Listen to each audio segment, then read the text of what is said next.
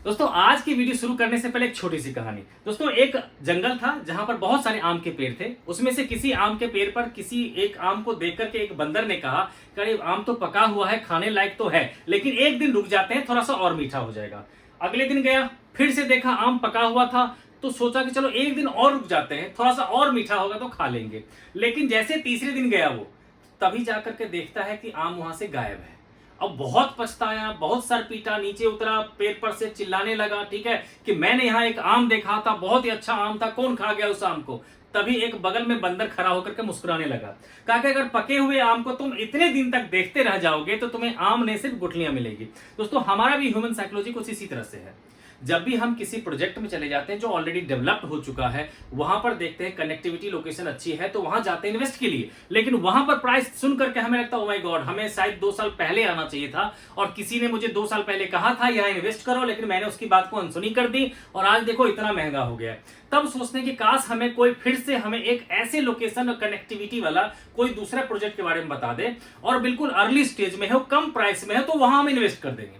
लेकिन जब हमें कोई बताता है ऐसे प्रोजेक्ट के बारे में, तो जैसे जाते हैं प्रोजेक्ट में देखते हैं, कहते हैं सस्ता है, तो फिर से वही दिमाग में आने लगता है, अच्छा सस्ता है इसका मतलब पक्का कुछ ना कुछ प्रॉब्लम होगा।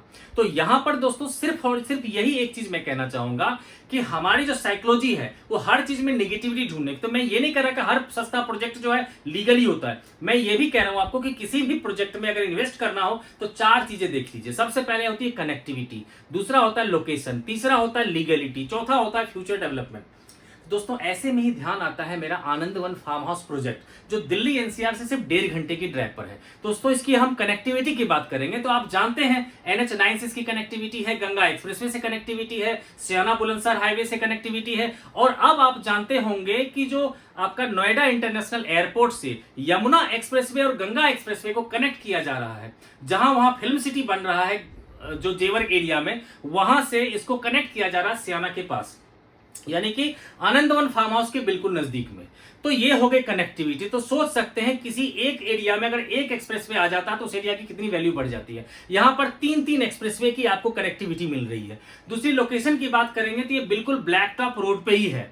जो आपका रास्ता जो है सियाना बुलंदशहर हाईवे से जो जाती है ब्रजघाट की तरफ, जो ब्लैक टॉप रोड है उसी पर इसका बिल्कुल पड़ता है, और इसका फ्रंट भी बहुत बड़ा है। ऐसा नहीं कि कुछ कुछ प्रोजेक्ट में आप देखेंगे कि बहुत फ्रंट जो है बहुत छोटा रहता है, बैक में बहुत ज्यादा बढ़ जाता है, लेकिन यहाँ बिल्कुल जो है आपका कह सकते हैं कि फ्रंट भी इसका बहुत बड़ा है। तो लोकेशन अच्छी है, कनेक्टिविटी अच्छी है, लीगलिटी मैंने कहा कि आपको पक्की रजिस्ट्री हो रखी है यहाँ पर, और आपको भी जब भी मिलेगी पक्की रजिस्ट्री ही मिलेगी आपको।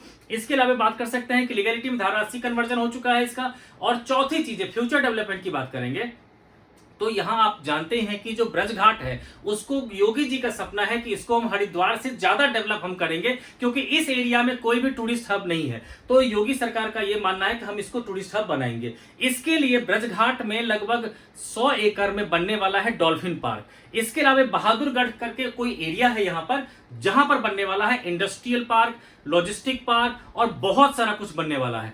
तो इतना ज्यादा सोच सकते हैं कि फ्यूचर में इस एरिया का ग्रोथ होगा। और इतना सुनने के बावजूद कुछ लोग अभी भी कहेंगे चलो ठीक तो है बट देखते हैं, सोचते हैं, तो मेरे ख्याल से 2 साल के बाद वो जरूर पछताएंगे। इसलिए मेरा कहना है कि यहां जो नंबर डिस्प्ले हो रहा है आप इस पर कॉल करके हमसे इस प्रोजेक्ट के बारे में डिटेल्स ले लीजिए और एक बार विजिट जरूर कीजिए। लेना नहीं लेना आपकी मर्जी होगी।